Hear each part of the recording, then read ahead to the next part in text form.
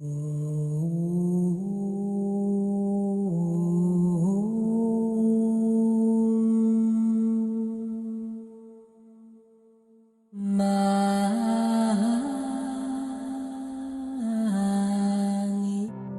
noite, mais uma vez. Namastê, uma honra ter todos vocês aqui. Marcelo, gratidão pelo convite. Cadê Mônica? Mônica Paiva. Não estou vendo você, Mônica. Mônica que Oi, fez. estou aqui. Boa noite, Marcelo. Boa noite. Boa noite, todo mundo.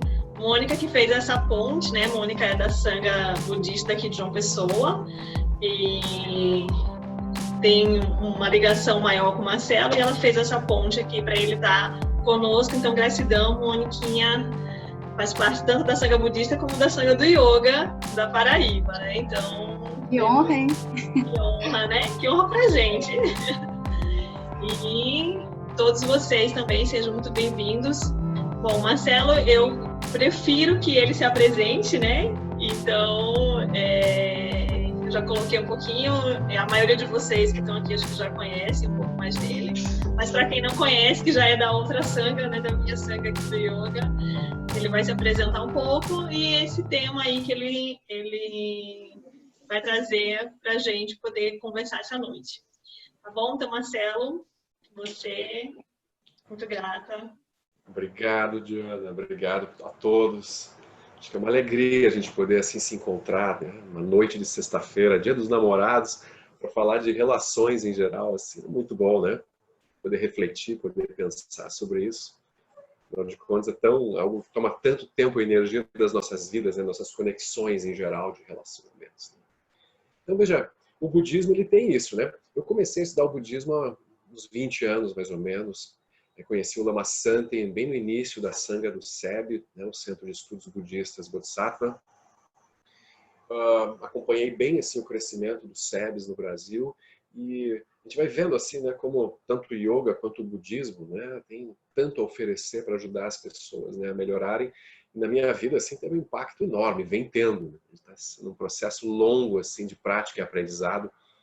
E, então eu poderia me definir assim como alguém que hoje busca, né, praticar, estudar o budismo e oferecer um pouquinho daquilo que a gente já entendeu e pratica, né, oferecer um pouco para os outros também. Então, é um pouco isso. E nesse processo daí, assim, na busca do aprofundamento, a gente procura fazer retiros mais longos de prática, de imersão.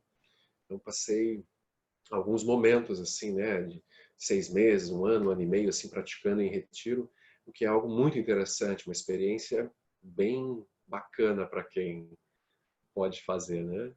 É uma coisa muito boa.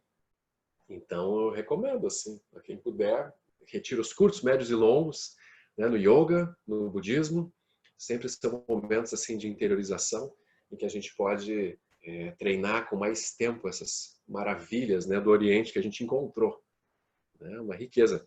O próprio Lama Santen, antes de ser budista, ele praticou yoga há muitos anos.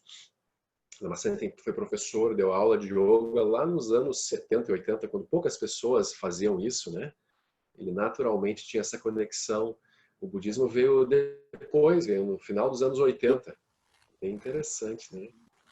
Então, a gente tem essa... Nos SEBs em geral também, a gente tem muitos professores de yoga dando aulas, oferecendo, né? Dentro do próprio SEB. Então, a gente tem essa parceria muito clara, assim, né? Uma coisa interdependente. Né? Então a gente vai conversando e sim, vocês podem interromper, não tem problema, viu? A gente pode ir conversando, se surgir alguma dúvida no meio, não precisa deixar para o final, não. Vou colocar algumas ideias e a gente vai trocando, assim. Então, esse tema, né, de relações em geral, especialmente relações lúcidas, é um tema fundamental. Porque, afinal de contas, nós somos seres interdependentes.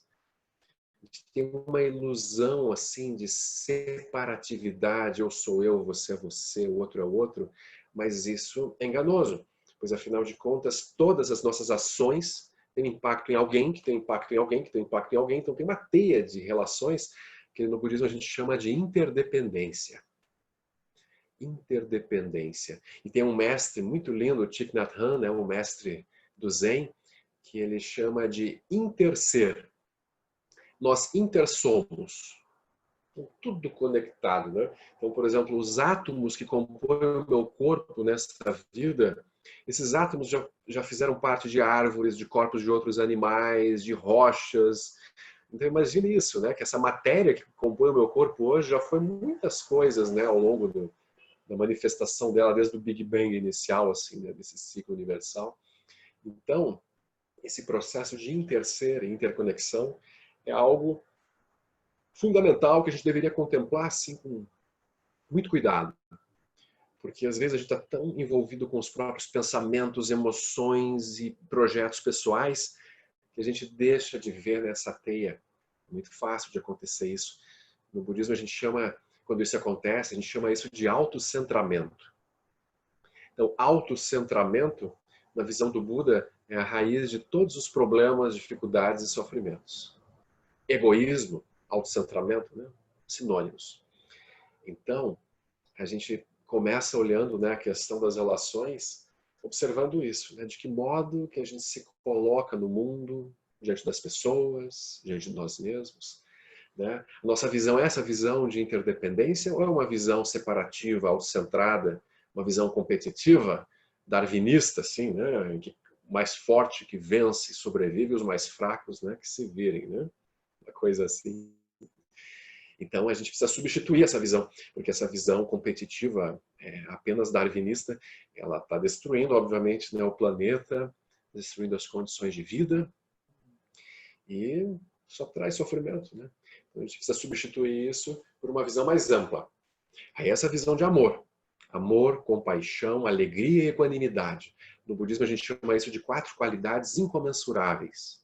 Amor, compaixão, alegria e equanimidade. A gente precisa das 4, né? Em todas as relações. Então a gente começa entendendo isso, que não tem como não se relacionar bem, é a nossa única chance de a gente aprender a se relacionar bem. Senão a vida fica quase que impossível, o sofrimento aumenta muito, né?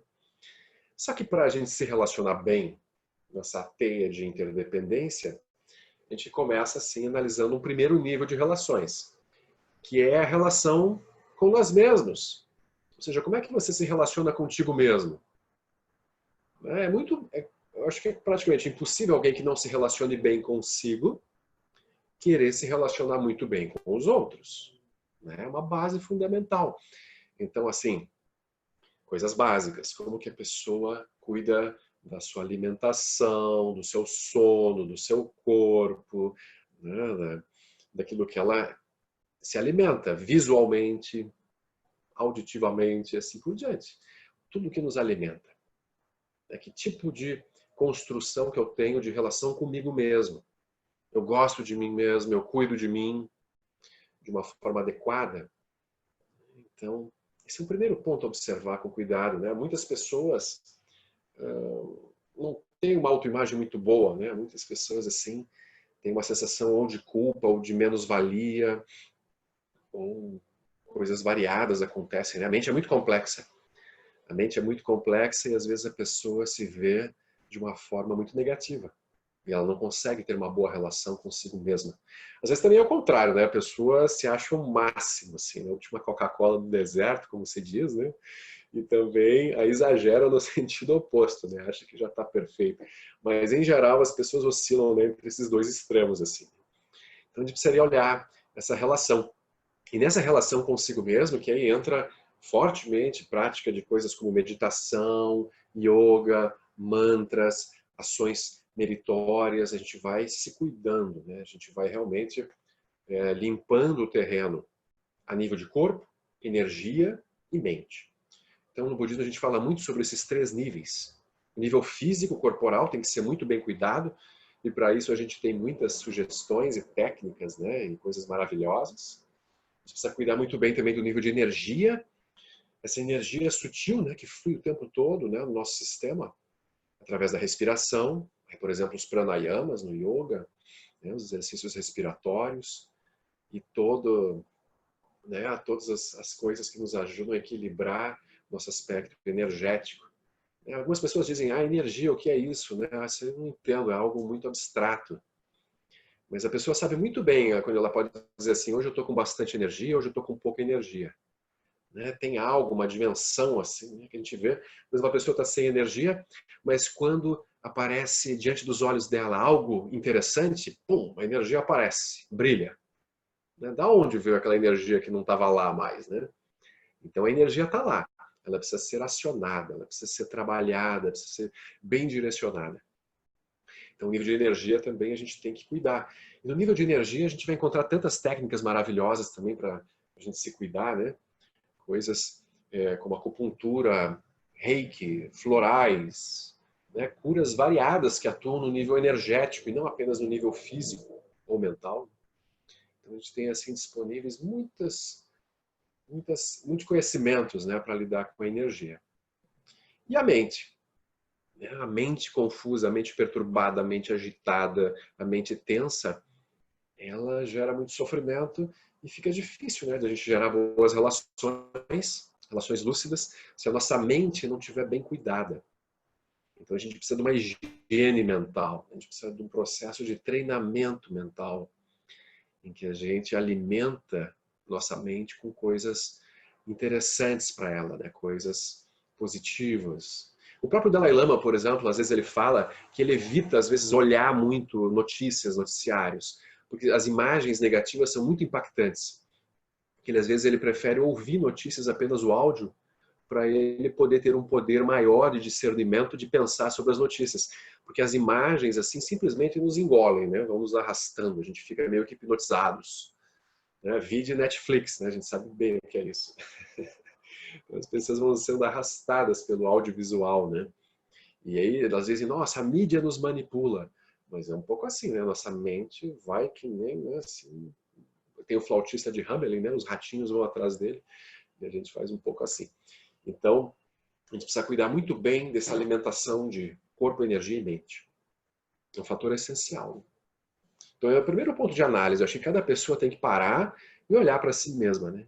Como é que eu ando fazendo isso? Será que eu realmente estou cuidando adequadamente do meu corpo, da minha energia, da minha mente? E quando a gente fala em mente, energia e corpo, obviamente as emoções estão incluídas. As emoções são fenômenos complexos que envolvem corpo, energia e mente. Né? Pode ver, uma emoção de raiva, ela mexe com o corpo, mexe com a energia e mexe com a mente. Então, o mundo das emoções é um mundo bastante complexo. Né? Ou não? Ou é fácil? Não é muito fácil, né? Acho que ninguém diz isso. Então, esse primeiro nível de relação é fundamental. Exige maturidade. Né? A gente carrega muitas heranças também culturais, sociais, que nos obrigam a fazer certas coisas que nem sempre são boas para nós. Por exemplo, aquela coisa, né, que a gente recebeu quando crianças, você tem que dar certo na vida. Você tem que ser uma pessoa de sucesso. Portanto, tem que fazer isso, isso e aquilo. Então a criança com 3 anos já está fazendo aula de inglês, judô, natação, balé, instrumento musical. Então as pessoas são treinadas, né, como pequenos soldados para darem certo no samsara, no mundo condicionado. E isso é muito pesado, né? A gente vai carregar isso por um longo tempo e depois para se livrar disso dá um trabalho, né? Então a gente, como diz o Dalai Lama, a gente não veio aqui para dar certo, para ter sucesso, a gente veio aqui para ser felizes, para encontrar um caminho de paz, de felicidade, né? Então é muito melhor, né, se a gente conseguir encontrar esse caminho. Nosso momento atual é até interessante para essas reflexões, né? Essa pandemia, esse isolamento. Então vejam quantas pessoas estão, né, reavaliando assim, o que andam fazendo da vida. É outro tema, né? Acho que um tema assim, dá para conversar sobre por horas também, sobre os efeitos da pandemia no comportamento humano. Né? Dá uma tese de doutorado, não dá? Já deve ter um monte de gente escrevendo isso. Bem interessante. Então, esse primeiro ponto, relação consigo mesmo. Então, muito bom, né? Aí vem o segundo nível de relações. Uma vez que a pessoa arrumou um pouquinho o mundo interno, ela é capaz de se relacionar um pouco melhor com outras pessoas. Relações interpessoais. Então, relações interpessoais. Família, amigos, trabalho, escola, amores, tantos níveis de relação que a gente estabelece, né, em todas as direções. Então isso assim é tão maravilhoso e ao mesmo tempo tão dramático. As pessoas fazem tão bem umas para as outras e ao mesmo tempo fazem tão mal. Às vezes sem querer fazer o mal, elas acabam fazendo. Aquilo é dramático. Tem, às vezes, processos automatizados, emoções, comportamentos que elas não dão conta, elas não conseguem fazer diferente. Então, no budismo a gente diz assim que os Budas e Bodhisattvas veem isso assim e sentem aquela compaixão, né? Chegam a chorar pelo drama, né, dos seres no samsara, né, na roda da vida. Realmente é dramático, não é? A gente vê, por exemplo, né, nas famílias, né, relações kármicas tão próximas, as pessoas nascendo e vivendo tão juntas, e tantos problemas, né, tantos problemas difíceis. Os tibetanos, às vezes, eles estranham, por exemplo, nós ocidentais, a relação difícil que a gente costuma ter com os pais. Para eles isso é algo estranho, alienígena. Lá para eles, assim, a relação pai e mãe é uma coisa maravilhosa. Eles deram a vida, cuidaram da gente, nos criaram, a gente está vivo por causa deles, né? Mas aqui no Ocidente a gente tem umas construções familiares um pouco mais complicadas que as deles, né? Assim, mais frequente, né? Distorções, confusões. Então é uma outra realidade. Mas o nível das relações familiares é essencial. A gente sempre diz, né? Se a pessoa não resolver bem a relação com pai e mãe, o que ela vai fazer o resto da vida? Ela vai repetir aquele padrão com todas as relações afetivas, amorosas e outras também, né? Tem uma constante projeção e repetição, assim, que o Freud já descobriu, né? Te brinca, né? Freud explica. Porque é um pouco isso. Tem uma repetição kármica na visão budista, assim. Tudo aquilo que a gente não liberou, que a gente não conseguiu soltar, atravessar, aquilo vai se repetir. Vai se repetir sistematicamente. Aí o Osho falava, né? Você sempre casa com a tua mãe, para o homem, né? Ou para a mulher, né? Ou qualquer variante aí. A pessoa sempre casa, né? Com alguém muito parecido com o genitor. Então, se não tiver liberado aquilo antes, né? Então, as relações interpessoais, o que realmente dificulta, né, assim, o bom funcionamento das relações? Em geral, as pessoas estão focando seus projetos pessoais e estabelecem relações utilitárias. Então, esse é um ponto profundo para analisar também. Relações utilitárias, ou seja, eu estabeleço relações que são úteis para mim. As pessoas exercem papéis na minha vida e eu me aproveito, né, desses papéis que elas exercem. Quando elas não cumprem mais adequadamente o papel para o qual elas foram eleitas, né, que elas foram entrevistadas, contratadas, enfim, afinal de contas, quando elas não fazem mais aquilo, a gente trata assim de tentar descartar, né, aquelas pessoas. Então isso é muito dramático, assim, porque todo mundo com olhar utilitário para as relações, o que acontece? É um show de autocentramento, né? Show de autocentramento. E aí a gente vê muito conflito. É óbvio que vai ter conflito. Essas pessoas só mantêm a paz, a harmonia quando os objetivos são os mesmos, né? Elas se aliam, né, para obter as coisas que querem. E quando esses objetivos não estão alinhados, elas começam a lutar umas com as outras, né? Então esse é um ponto difícil das relações. Como superar essa visão utilitária das relações? Esse é um ponto. Isso acho que cada um de nós tem que olhar com bastante honestidade para si mesmo, né? De que modo eu venho estabelecendo as minhas relações? Será que eu me relaciono de uma forma por amor, compaixão, alegria, equanimidade?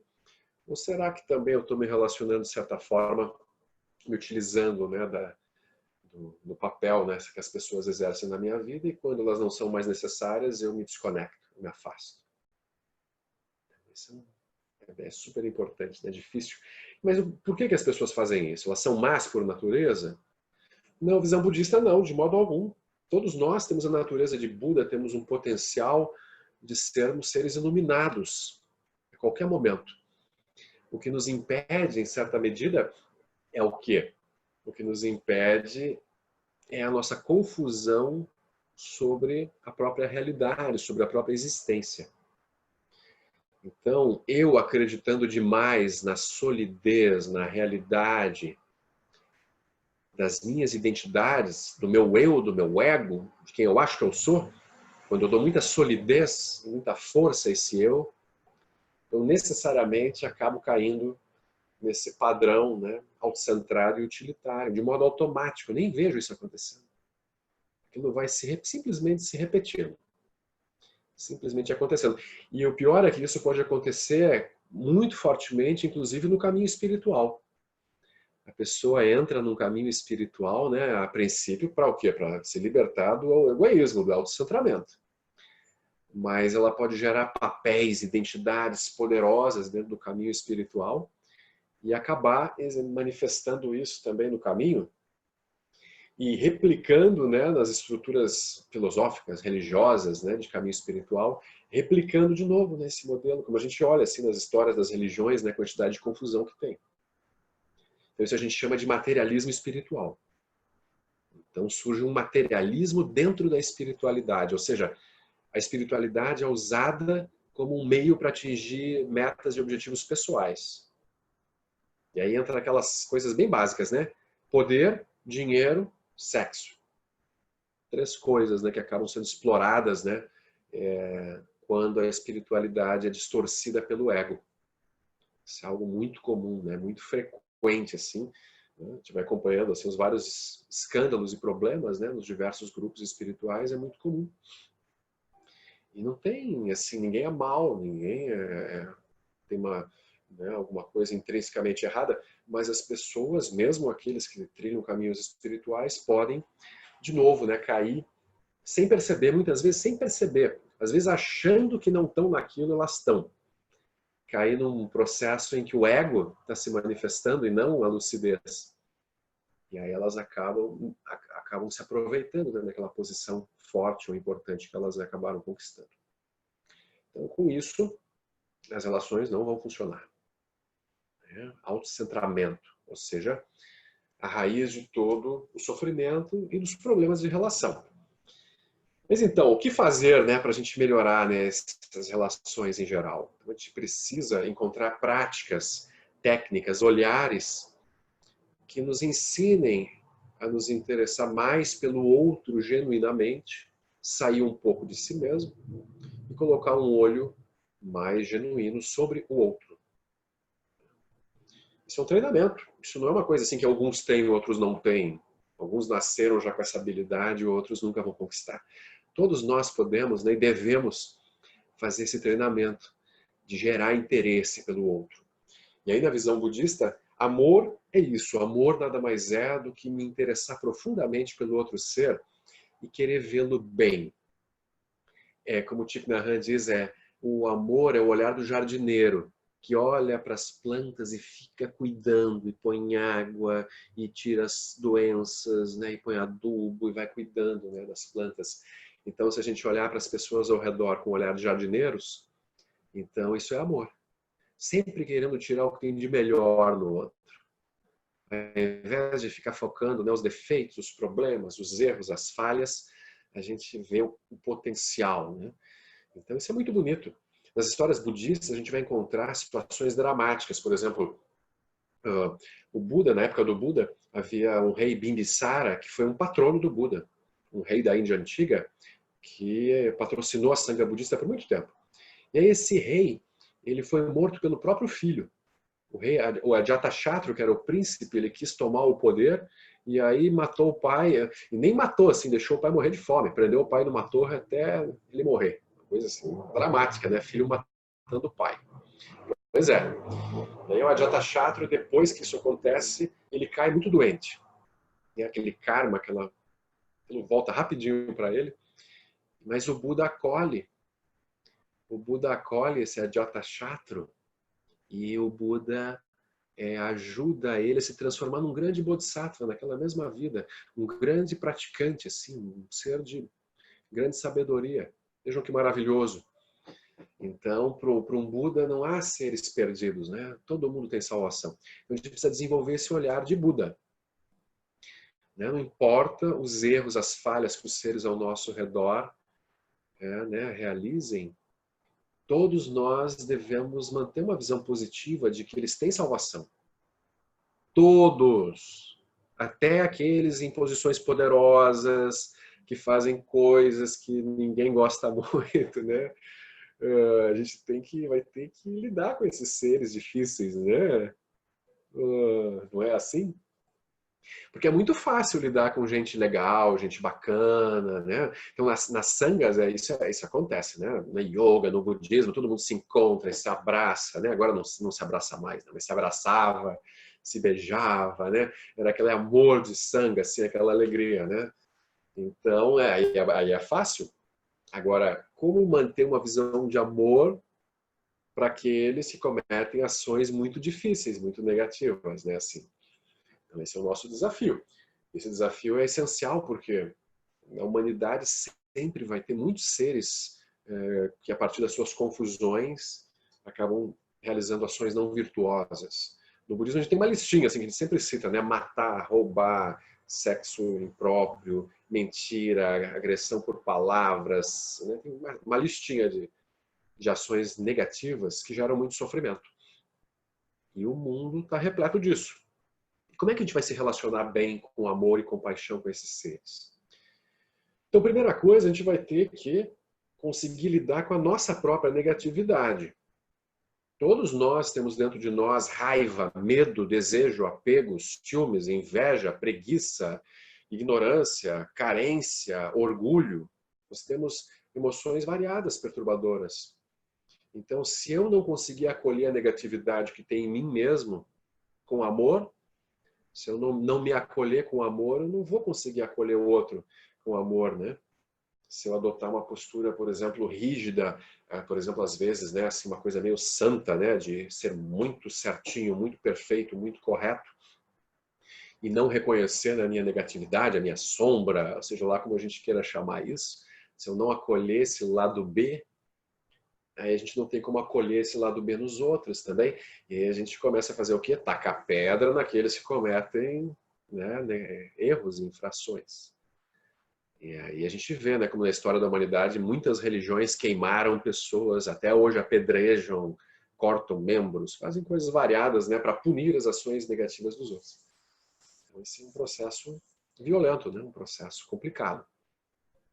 E, por outro lado, se a gente cultivar essa visão de amor, compaixão, alegria e equanimidade, a gente vai começar a lidar melhor, né, com todos os seres, não importa o que eles façam. Então, a gente deveria ter uma anistia geral. Anistia geral, está todo mundo perdoado. O estar todo mundo perdoado não quer dizer que então a gente está compactuando com as ações negativas dos outros. Então, então tá, você matou, pode matar de novo. Não, não é isso, não é essa a ideia, né? A gente não vai achar que está tudo normal e está tudo bem, não importa o que cada um faça. A gente vai ter uma atuação prática assim, meio mundo de tentar evitar as ações negativas de todo mundo. Mas, quando alguém comete, a gente não rotula aquela pessoa assim, caso perdido, né? Única salvação, cadeira elétrica. A gente não olha com esse olhar. E agora pense assim, quantas pessoas na nossa vida a gente mandou para a cadeira elétrica, hein? Né? Quantos ex, alguma coisa assim que a gente quis ver longe, né? Que a gente quis ver assim, né? Com muitas flores, né? Uma guirlanda de flores em cima do caixão, uma coisa assim, né? Então, na nossa história pessoal, a gente já congelou muita gente. Congelar as pessoas no que elas parecem ser. Né? Fulano é isso, ciclana é aquilo. Então, não congelar. Uma visão fluida. Uma vez o Lama Santen falou uma coisa para nós muito interessante. Eu perguntei para ele sobre uma pessoa lá da Sangha. Ele falou assim, eu nunca tiro foto, eu só lido com filme. Olha que interessante. Né? Nunca tire uma foto de uma pessoa e guarde aquela foto dizendo é a pessoa.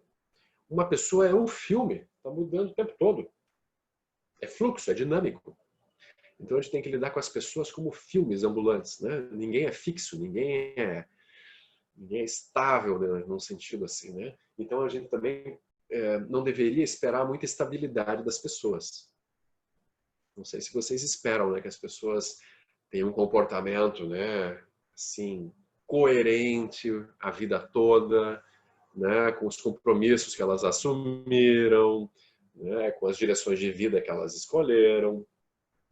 As pessoas são um pouco caóticas, né? Não sei se vocês também se acham, mas em geral a gente vai assim, né, no movimento meio zigue-zague, assim, no samsara.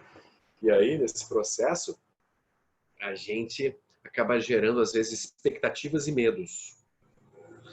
Expectativas e medos, porque a gente está com as pessoas e a gente começa a querer das pessoas um comportamento X ou Y, de acordo com o que lá no início elas prometeram.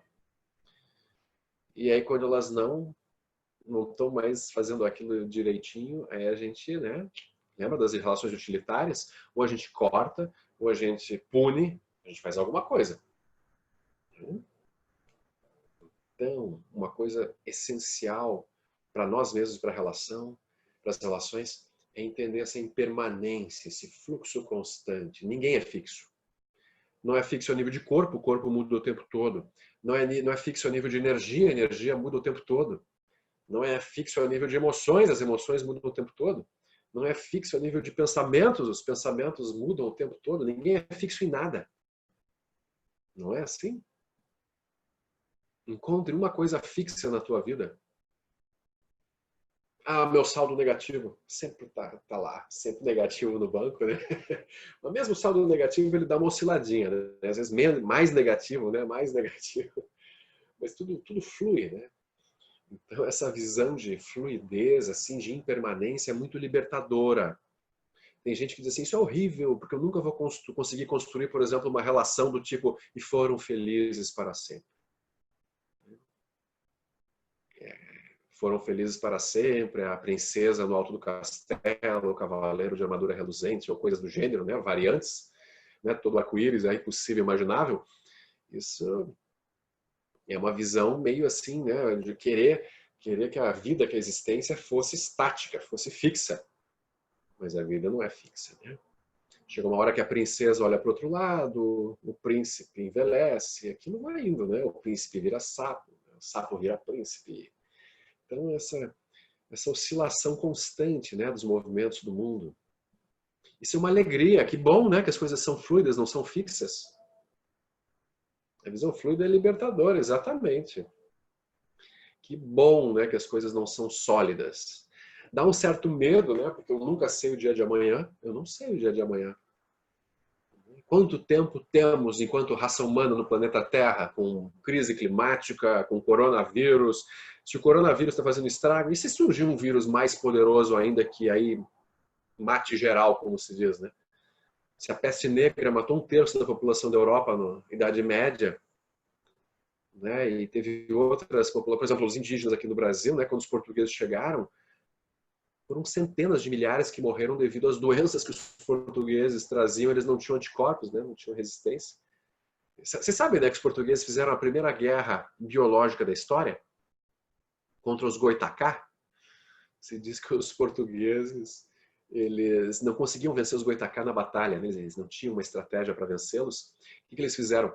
Eles pegaram vários cobertores e roupas, etc., de pessoas contaminadas pela varíola, que era uma doença mortal, né? Assim. Então eles levaram a varíola para dentro da tribo dos Goitacá e aquilo foi um extermínio geral. Vocês vejam só, né? Quanta inteligência dos portugueses, né? Então, assim, a gente vai vendo, né, que a gente não sabe o dia de amanhã. Então, tem uma impermanência geral, né, do futuro. E nas vidas pessoais, então, trabalho, amigos, namorados, namoradas, família, aquilo tem uma impermanência constante. Então, acolher essa sensação de impermanência na nossa própria vida é um fator essencial para manter boas relações. Não é? Porque eu aceito a fluidez do outro. Eu não fico tentando encaixotar o outro num papel que eu estabeleci para ele. Aí a relação é muito mais fácil. Então, só que eu volto a dizer, para eu conseguir oferecer isso para o outro, eu tenho que oferecer isso para mim mesmo também. Eu tenho que me ver como um ser livre, um ser fluido, que não tem, né, uma posição única na vida. É só olhar para o passado, quanto que a gente já mudou e muda momento a momento. Então, esse é um ponto fundamental para a gente lidar melhor, né, com as relações interpessoais. Então, esse é um ponto. Fluidez, né? E junto com isso, vem uma série de outras coisas. Por exemplo, as relações em geral são muito pautadas pela possessividade. Ou seja, em algum nível a gente acha que a outra pessoa é nossa. Meu filho, minha mãe, meu pai, meu namorado, minha esposa, meu amante. A gente tem muitos rótulos assim que a gente joga em cima dos papéis que as pessoas exercem e a gente quer possuir as pessoas, né, naqueles papéis. E aí, é possível possuir alguém de verdade? Será? Não tem como possuir ninguém, né? Você veja que a humanidade, para tentar possuir as pessoas, inventou um negócio chamado até escravidão, em que você prende alguém e faz ela fazer só o que você quer na base do chicote, né, uma forma muito violenta, mas mesmo na escravidão aquilo era difícil de manter preso, né, um escravo, uma escrava, né? Porque eles são livres. Ninguém quer ficar num papel, né, fixo assim, né? Então, às vezes a gente vê, né, relações longas, as pessoas vão sempre se reinventando, né? Por mais que a relação seja longa, parece que a mesma relação não é. Então, quando uma pessoa vai se separar e diz para a outra, né, você não é mais o mesmo com quem eu casei. Aí a outra pessoa diz, com certeza não sou o mesmo, né? Eu nunca fui, momento a momento eu já não era. Ainda mais no momento da separação, né? Ó, tem gente dizendo ali que não dá nem para fazer pergunta, né? Então a gente tem isso. A gente precisa acolher as pessoas nesse formato não possessivo. Mas isso é difícil, porque nós nos sentimos inseguros. Por exemplo, como é que você não vai se sentir assim, com algum nível de posse sobre o ser amado? Como deixar o ser amado ser livre? Que tipo de relações a gente consegue, a gente dá conta, né, de manter? Então, essa é uma questão dramática. Se a gente vê, né, nós agora já migrando para esse assunto mais relações pessoais, né, que no fundo é o que todo mundo está querendo falar, né, vamos combinar, né, coisa assim, brincadeira. Mas a gente pensa nas relações afetivas, assim, amorosas, nesse sentido, né, de 2 pessoas, ou 3 pessoas, ou 4 pessoas, quantas pessoas quiserem, né, ter uma relação amorosa, assim, específica, surgem muitos elementos nessas relações, né, e a possessividade é natural quando você quer ser especial para o outro. Você quer que o outro te olhe como alguém especial, alguém único, alguém, né, do qual ele não abriria a mão. E essa necessidade de ser especial, que é uma das raízes do ego, lá na raiz, no cerne do problema, essa necessidade de ser amado, desejado, querido, especial, único, afinal de contas, né, alguém, né, assim, que não insubstituível na vida do outro. Essa necessidade, ela é uma necessidade impossível de ser sustentada e por isso é tão frustrante. E por isso que a gente vê a história das relações humanas como algo complicado, né? Em que as pessoas estabelecem parcerias, aquilo dura um tempo e daqui a pouco desatrito, separações. Vamos pensar assim, né?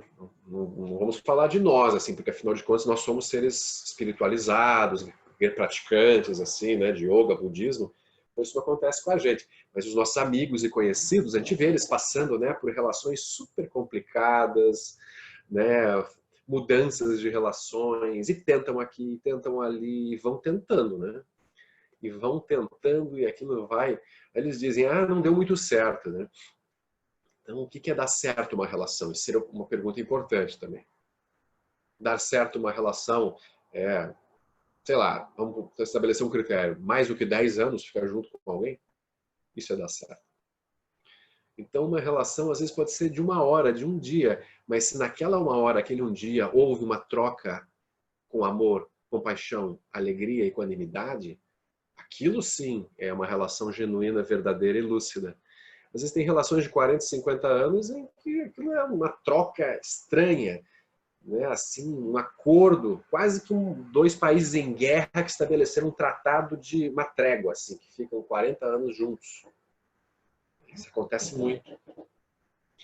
E às vezes, né, relações curtas geram um grande impacto positivo na vida das pessoas, e aquilo é maravilhoso.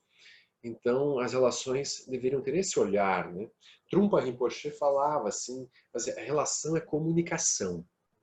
Amor, afeto, sexo são uma forma de comunicação entre os seres. Os seres deveriam se comunicar com respeito, com amor, né? E não necessariamente tentando simplesmente reter, possuir aquilo. Isso é algo difícil, mas é algo que a gente deveria contemplar profundamente se a gente quiser ter relações mais lúcidas, né? Como lidar com essa sensação de posse em que eu tento reter o outro numa função prazerosa para mim, né? Então, nas relações é isso, as pessoas são almas imperfeitas. As pessoas têm problemas, então elas tentam se relacionar, mas se debatem constantemente por não ter um autoconhecimento profundo. Então é difícil, né, fazer uma relação de duas ou mais pessoas, uma relação lúcida, se as pessoas individualmente não têm lucidez, não têm sabedoria, não têm clareza. Então a pessoa precisaria, né, manifestar primeiro essa sabedoria para então estabelecer relações melhores. E nesse processo, a gente precisa de meios hábeis, precisa de técnicas, como yoga, mantra, pranayama, meditação, os vários tipos de meditação, ou silenciosa, ou analítica, e também outros inúmeros métodos muito positivos e agradáveis também, como todas as técnicas terapêuticas, psicoterapêuticas, né, os vários tipos de medicina, e tudo isso nos ajuda, né, a nos conhecer melhor, para que a gente possa se relacionar melhor também, né? Que é algo essencial, assim. Então, vejam, então esse é um problema, né, nas relações amorosas, como a gente estava falando, essa noção de posse sobre o outro. E também a primeira constatação de que a gente não vê o outro como fluxo, a gente tenta tirar uma foto do outro, uma foto congelada. A gente gostaria que o outro fosse, assim, aquela foto, sempre para mim, mas o outro não é. E aquilo me frustra. E essa frustração leva ao quê? Incômodo, desinteresse, raiva, brigas, conflitos. Né? E aí, quando vê, está na delegacia já. Né? Então a coisa vai ladeira abaixo, assim, né? É triste de ver, mas é um pouco assim. Né? Então, como não entrar em conflito nas relações afetivas, amorosas? Né? Como olhar para o outro querendo o melhor para o outro? Por exemplo, se o outro quer ir embora e ele acha que vai ser mais feliz indo embora, que a gente consiga deixar o outro ir com alegria, assim. Não quer dizer que a gente não vai sentir. A gente pode sentir a falta do outro, é natural, mas a gente quer tanto o bem do outro, a gente entende, por exemplo, que ele tem que ir. A gente não precisa, por exemplo, para se separar de alguém, desconstruir a imagem do outro. Na verdade ele não era tão bom assim mesmo, porque fazia isso, fazia aquilo, né? Às vezes a gente tenta, né, para não sofrer tanto numa separação, a gente quer arranjar defeito no outro. Então não precisaria fazer isso, né? Então a gente manteria assim um olhar respeitoso, amoroso, mas para isso eu tenho que cultivar amor, compaixão, alegria, equanimidade em todas as relações com as pessoas, né? Então é essencial. E também outra coisa, respeitar todos os formatos de relação que as pessoas quiserem estabelecer. Não deveria nem haver discussão, por exemplo, sobre gênero, orientação sexual, isso aí é assim. Né? O arco-íris é o mínimo, né, que a gente poderia estabelecer para isso. Que cada ser encontre algo que seja bom, assim, adequado para o seu estilo kármico, né, de se manifestar. A gente possa respeitar, né, uns aos outros nos seus mais variados. Por exemplo, essa noção, né, ocidental de família patriarcal, né, aquele núcleo familiar, assim, com todas aquelas funções pré-estabelecidas que a gente carrega aí há um bom tempo. Isso é uma construção específica, não é a única forma de estabelecer relações. Existem múltiplas formas, a gente deveria olhar como um grande laboratório, né, humano, assim, né? Que legal que tem gente fazendo diferente, a gente ver, né, como é que aquilo mais ou menos funciona. Então, esse respeito, né, por todos os modelos de relação. Isso seria importante a gente contemplar. Tudo bem. Então, outra coisa também que ajuda muito a gente a se relacionar melhor em todos os níveis é olhar para o outro e dizer assim: você é um ser que tem a natureza de Buda, você é um ser que tem um potencial maravilhoso dentro de você. Você pode parecer que é esse homem, mulher, essa figura específica, mas você, na verdade, é um Buda. Se a gente olhar para as pessoas com esse olhar super elevado, assim, mais elevado impossível, né? No fundo, aquele ser, ele está apenas disfarçado de ser humano, mas ele é um Buda. Então, isso seria algo bem bacana também nas relações, se a gente conseguisse olhar assim. Ao invés de olhar para o outro nos seus problemas, limitações, dificuldades e confusões, de novo, a gente olha esse potencial para a iluminação que aquele ser carrega. Todos, sem exceção. E aí na visão budista, desde as formigas até os deuses mais elevados, todos os seres, sem exceção, têm esse potencial, né, de alcançar a iluminação a qualquer instante. Inclusive todos os seres humanos e todos os es e todas as es, né? Esses também têm esse potencial, né? A gente precisaria lembrar disso de vez em quando, a gente esquece, né? Esquece. Mas lembrando que também com essa visão toda não quer dizer que a gente vai se sujeitar aos abusos, por exemplo. Sabe que tem relações em que alguém abusa, né, do outro psicologicamente, fisicamente, assim por diante. Isso claro que não é bom. Quando o outro está executando uma ação negativa sobre mim, isso não é bom nem para ele nem para mim. Então, também vai ter momentos que eu vou ter que estabelecer um limite, até dar um corte, né, se necessário, para que aquilo não siga, porque não é bom para ambas as partes. Então, esse respeito mútuo não pode ser, né, deixado de lado. Não é porque a gente vai praticar para o bem dos outros seres que a gente vai virar assim capachos dos outros seres, né? Isso não faz bem para ninguém. Então, na relação, tem também essa capacidade de cortar de vez em quando. No budismo, a gente chama isso de sabedoria da causalidade, cor verde, sabedoria irada. Tem uma hora que você tem que dar um basta, quando a coisa não está indo bem, né? A gente precisa disso para que aquilo não cresça. Porque a negatividade, quando ela é deixada solta, às vezes aquilo vai crescendo, e vai crescendo, e vai crescendo. E quando vê, desastre. A guerra já está estabelecida, tem gente morrendo para tudo que é lado, e aquilo não é muito bom, né? Então a gente precisa saber cortar na hora certa também. A gente precisa saber acolher, a gente precisa saber olhar para todos os seres com esse olhar elevado. Já tá fácil? Fácil se relacionar bem? Moleza? A gente se pergunta, tá bem, lindo, maravilhoso, mas como é que faz, né? Cadê? Tem uma pílula, tem um remédio para tomar que a gente consegue fazer isso, né? Não tem um remedinho assim, né? Que nem para dormir a gente tem os negocinhos que toma, né? Não tem também um negocinho desse para ter amor, compaixão, alegria e equanimidade, né? Tem, claro que tem. Meditação. A gente vai começar a meditar, vai começar a pacificar o corpo, a energia e a mente, e a gente vai deixando de ser aqueles seres confusos, tensos, complicados e vai encontrando assim, vai descobrindo que é só dar uma paradinha que esse potencial de lucidez, de sabedoria, ele começa a vir. Porque ele já está lá. Ele está disponível. É só eu não atrapalhar a lucidez que ela vem.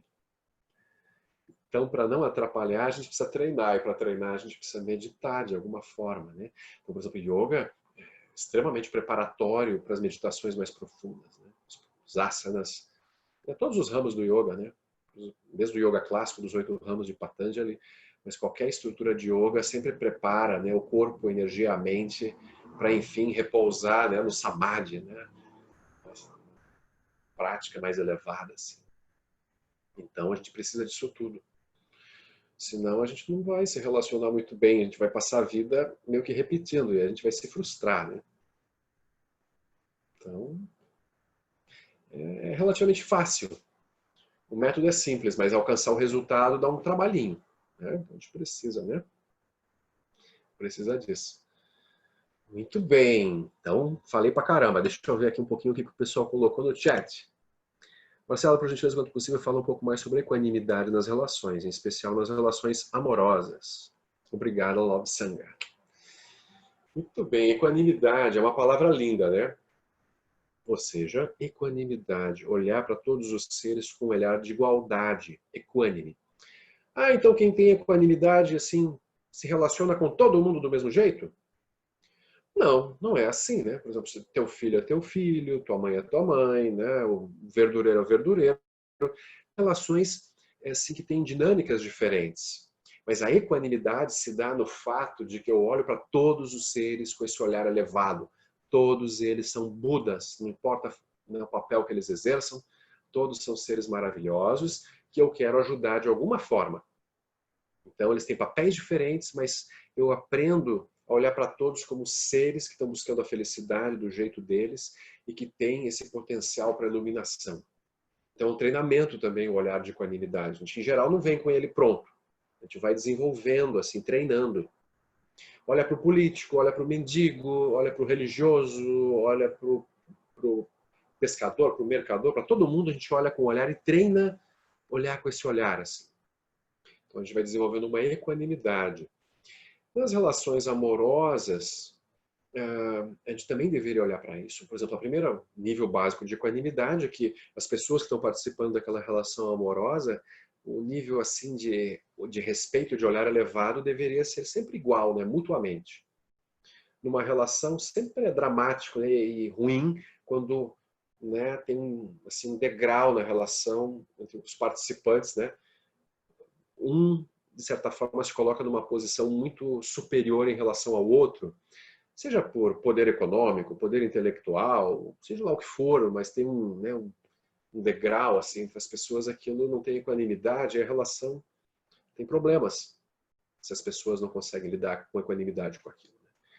Então, a equanimidade, ela é algo que deveria permear assim, né, todas as relações.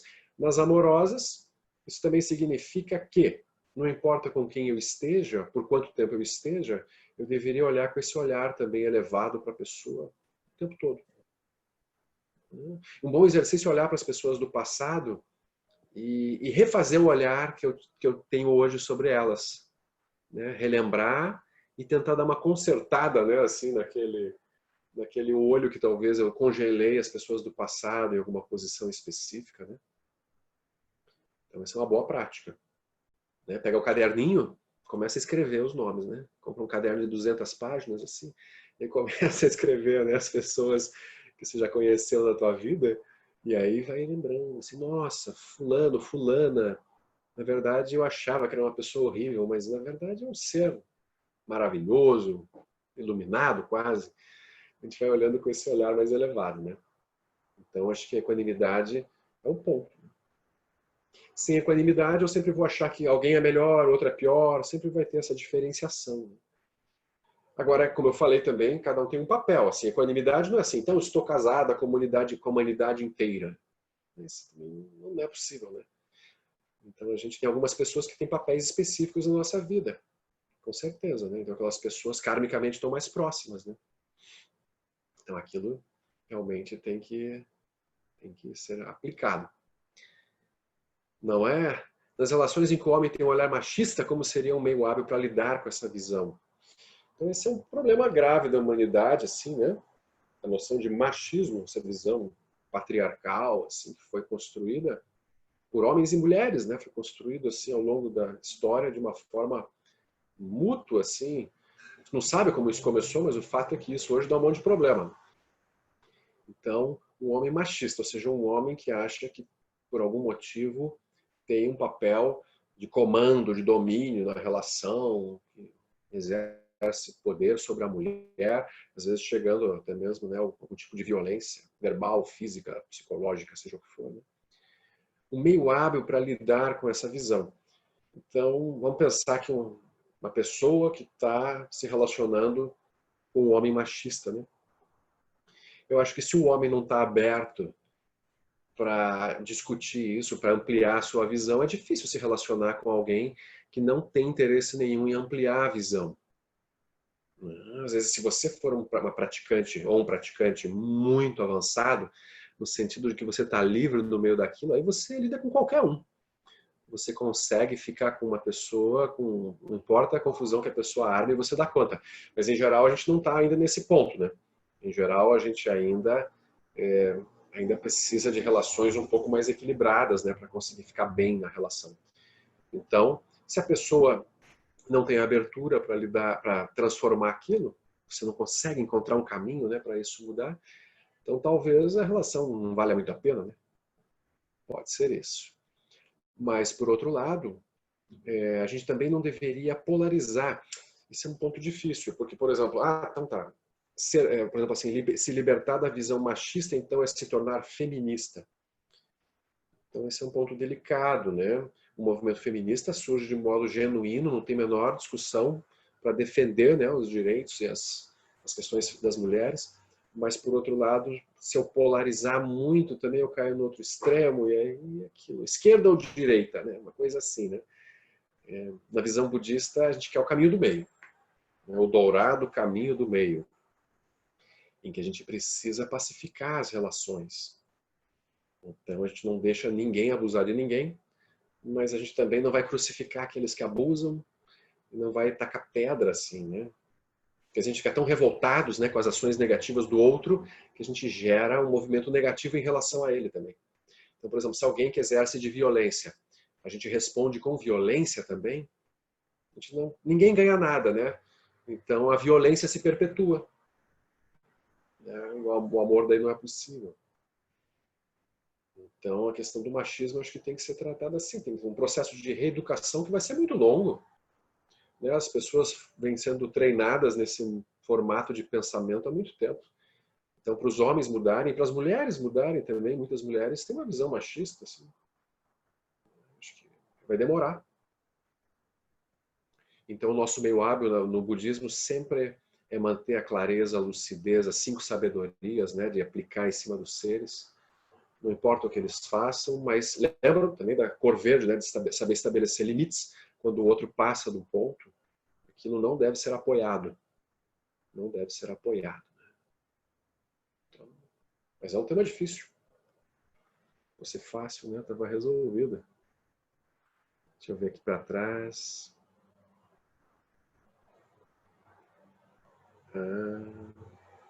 Sim. Vários comentários, né? Também, desculpa que eu não respondi. Então, boa noite para todo mundo aí das sangas que jogaram aí os nomes e tudo, queridos. Saudade de todo mundo aí. A gente sempre viaja muito pelos vários grupos, né? Agora com a pandemia, tudo cancelado. Então é só virtual, né? Quando liberarem isso aí, vai ser um tal de todo mundo se abraçar.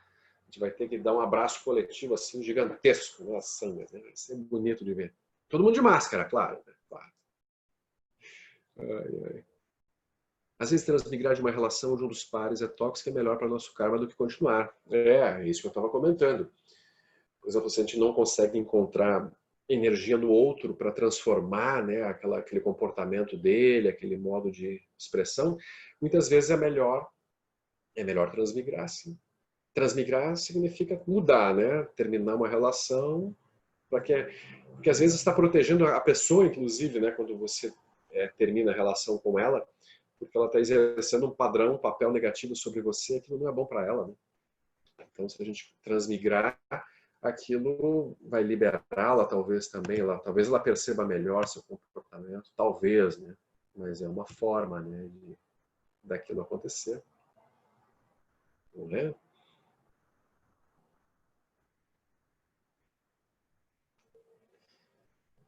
E a duração das relações, gente? As pessoas sempre acham, né, que o amor perfeito é o amor que dura muito tempo. Esse é um tema bem importante também para contemplar. Não deveria medir uma relação pelo tempo que ela durou, né? A gente já comentou isso um pouco atrás, mas estou trazendo aqui de novo, né? Porque há uma sensação de fracasso quando uma relação termina. Não deu certo ou durou muito pouco, né? Então, superar também isso seria bom. Me chama a atenção pensar que uma relação conjugal é difícil, é uma oportunidade para evoluirmos. É verdade.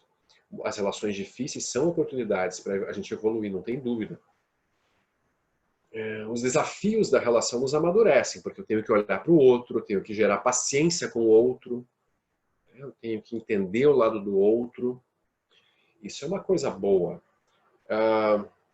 O ideal é quando o par, né, ambos os lados estão querendo assim melhorar, estão querendo transformar a sua visão.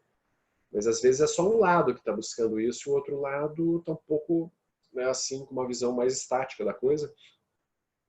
Aí fica um pouco difícil, né? Como eu comentei, às vezes um lado tentando transformar a relação e o outro não. E talvez não consiga, né? Mas sim. A relação é um laboratório maravilhoso. O outro sempre é um espelho para nós. A gente aprende muito rápido sobre nós mesmos na relação com o outro. Porque o outro, ele mexe com as minhas regiões de fixação. Por exemplo, a pessoa tem uma ideia na mente dela assim. Bom, essa gaveta é a gaveta do quê? Das minhas camisetas. Não ponha nada nessa gaveta. Aí o outro vai lá e espalha um monte de coisa na gaveta das camisetas do outro. Aí pronto. Não está instalada uma guerra. Né? Então vejam, é uma coisa tão boba, tão simples, mas que no dia a dia aquilo começa a surgir. Né? As pequenas coisas. O que mata as relações? Geralmente são as pequenas coisas, né? Não são as grandes coisas. Então as pessoas vão se irritando. Porque elas começam, né, com às vezes a relação com uma visão romântica idealizada. Aí é um tema que a gente nem falou aqui, né, mas essa visão romântica das relações é uma construção recente, né, social, cultural. Não é na história das relações dos seres humanos, essa coisa de casar por amor, etc., é bem recente. Né? As relações eram todas arranjadas por critérios práticos, pelas famílias em geral. E aquilo, a vida era assim, ninguém nem questionava muito isso. Então, assim, por outro lado, esse ideal romântico de encontrar a pessoa maravilhosa, a pessoa certa, a pessoa ideal, isso aí é caçar o arco-íris, né? É achar que vai chegar no final do arco-íris. Isso não existe.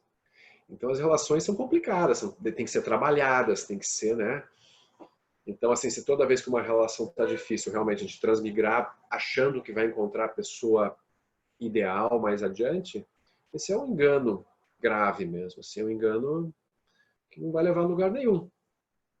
Agora, se eu termino uma relação com alguém, ok, aprendi muito com essa pessoa, maravilhoso, que na próxima relação eu possa seguir aprendendo com as pessoas, né, oferecendo o que eu tenho de melhor e ajudando essa pessoa a ser uma pessoa melhor, né, ajudando ela a trilhar um caminho positivo, né, na vida dela, aí tá tudo bem. A gente pode transmigrar, desde que eu tenha esse olhar assim elevado, né? Aí a gente vai ver assim. E é bonito de ver, por exemplo, tanto no yoga quanto no budismo, a gente vai encontrar pessoas no caminho monástico, por exemplo, fizeram voto de celibato, né, brahmacharya, fazem votos de realmente não ter relações sexuais, ou às vezes não ter nem relações. O Buda, por exemplo, o Buda depois que se iluminou foi monge até a morte. Então tem esse modelo, que é um modelo muito bonito. A pessoa estabelece relações com toda a humanidade, mas não tem propriamente uma relação de família, ou né, de sexo, ou de relação amorosa nesse nível. Aí você vai ter, por exemplo, grandes praticantes e mestras realizados que casaram e tiveram famílias, tiveram filhos, né, chefes de família, como se chama, né? Chefes e chefas de família, pessoas que se organizaram nesse formato, completamente iluminados também, seres maravilhosos que né, desempenharam suas atividades espirituais através também da relação, né, e de uma função também social. Aí a gente vai encontrar, por exemplo, yogis isolados nas montanhas, nas cavernas, né, nas beiras dos rios, yogis que levam vidas assim completamente livres, que nem são celibatários, mas que também não têm uma estrutura familiar. Tem muitos relatos que tem, às vezes, parceiros ou parceiras tântricas, assim como acontece né, tanto no yoga quanto no budismo. Então, aquilo também é um modelo que funciona e é válido. Então, a gente vai ver isso assim, na história né, das relações dentro do caminho espiritual. Não tem modelo que dê certo ou que dê errado. Qualquer modelo pode dar certo se a pessoa tiver lucidez, e nenhum modelo vai dar certo se não tiver lucidez. Então, isso também é uma coisa interessante para a gente olhar, né? Às vezes a gente também se cobra uma posição, tá tudo bem, o que eu estiver fazendo ou seguindo tá bem, desde que eu olhe para as relações como um meio, né, assim, um caminho para realmente avançar na espiritualidade, ajudar os seres e ser uma pessoa melhor, aí tá tudo bem, né? Aí tá tudo bem. E aí, o que vocês acham, gente? Eu vejo, não sei na sanga de vocês aí do yoga, na Love Sangha, mas eu vejo aqui na sanga budista, de assim, tem muita gente solteira. É interessante, assim, eu vejo o número de homens e mulheres solteiros. Parece assim, até que as pessoas que se aproximam um pouco desses caminhos assim mais orientais, parece que tem muita gente que já tem uma coisa assim, meio que, sabe, de andar meio sozinho, de não querer se prender muito em uma estrutura muito complicada, né? Interessante, né? Vocês observam isso aí também? Eu percebo bastante, assim, mas não. Eu também, o pessoal da sangue que eu tenho mais proximidade de buscar um companheiro dentro da sangue, alguém que está mais afinado com seus ideais, assim, não de, né? Eu vejo muito assim acontecendo também várias, apesar de que na nossa sangue aqui de uma pessoa tem muito mais mulheres praticando yoga, não sei como é no budismo, mas as mulheres realmente têm chegado muito mais do que os homens, né? Hoje eu não sei aqui, mas também me parece que a grande maioria do público Sim. é feminino, Ah, é. buscando a espiritualidade, esse autoconhecimento, né? Assim, essa querer melhorar, né? Nas questões, não sei, me parece assim, tem isso. É esmagadora a maioria feminina, esmagadora. No SEB, eu já fiz essa estatística, olhando listas de retiros, né? É 70% de mulheres e 30% de homens. 7-3. Assim, isso se repete sistematicamente. Ó. Raramente tem um grupo que é meio a meio. Raramente. Então isso demonstra uma coisa, né? Eu sempre pergunto, às vezes, nos cursos, né, o que os homens estão fazendo? Por que não estão aqui meditando, praticando? Né? Estão fazendo o quê? Se estatisticamente a gente sabe que na população tem basicamente meio a meio, né? 50% aproximadamente, um pouquinho mais de mulheres, sim, né, na população mundial. Mas em 51, 52 para um pouquinho menos de homens. Então, o que os homens estão fazendo? Como você bem colocou aí, se relacionado a trabalho. E assim, requer coragem e disposição para isso. E o que eu observo é que muitas vezes as pessoas não estão dispostas a ter esse trabalho, a querer evoluir no relacionamento. Como você colocou, quando a gente se relaciona, a gente olha mais para dentro de si. Com aquilo que incomoda no outro, eu vou olhar para dentro de mim também e me perguntar por que isso me incomoda. Será que sou eu ou o outro? Então, assim, o que eu percebo é que muita gente não está disposto a passar por esse processo. Sim, é uma verdade. E aí tem esse drama feminino, vamos dizer assim, né? Porque na sanga é muita mulher, muito homem. Tudo bem que tem mulheres que também se relacionam com mulheres, aí tá ótimo, né? Tem um monte de mulher. Mas em geral, por exemplo, se a mulher está procurando um companheiro homem, aquilo fica mais reduzido, né? Na sanga do yoga e no budismo em geral. Claro que tem outros grupos espirituais, né? Que talvez tenham assim uma média mais igual, assim, né? Então, encontrar parceiros e parceiras que estejam dispostos a fazer, né, esse processo. Então, uma relação de duas pessoas deveria ter, né, como tema principal o avanço no caminho espiritual. Duas pessoas que se unem no caminho para se ajudar, para se apoiar pelo tempo que for possível. Se a gente olhar para a relação dessa forma, aí é a relação maravilhosa, né? Mesmo que daqui a pouco assim, a gente ache que não dá mais para andar juntos e se separe, não tem problema. É que o tempo que foi junto, aquilo foi maravilhoso, né? E quando um da relação tá no caminho espiritual, tá buscando, tá fazendo, e o outro não tá, mas tem outras afinidades. Mas esse é um ponto que diverge e muitas vezes pode criar um conflito. Mas tem outras coisas que mantêm o casal junto. como lidar, né, com essa situação, porque, né, às vezes a gente quer que o companheiro esteja conosco. Eu estou falando por mim, né? Eu sou 14 anos e ele nunca me acompanhou. Eu sou professora de yoga e ele nunca me acompanhou no caminho do yoga, nos retiros, nas meditações, nos estudos espiritualistas, mas temos outras afinidades. Só que isso incomoda em alguns momentos. Não é nem que hoje já não incomoda mais tanto. Acho que me incomodou mais. Hoje eu respeito muito isso, mas tem essa vontade de buscar, né? De trazer, de mostrar, olha isso aqui, olha que interessante isso, né? E o outro. Sim. E aí como fazer? Então, no SEB, o Lama sempre chamava assim, né, esses parceiros ou parceiras, a turma do acostamento. Eles não estão indo pela estrada principal, eles estão indo pelo acostamento, assim, né? Porque, veja, por outro lado, ele não está te obstaculizando, né? Porque poderia ser um parceiro ou uma parceira que diz, não, que retiro, o quê? Não, final de semana é Faustão na casa da mãe. A gente vai lá para a mãe, a gente vai comer churrasco e vai assistir o Faustão depois. Né? Daí você diz, eu, Faustão, churrasco, mas eu quero abobrinha. Eu quero abobrinha.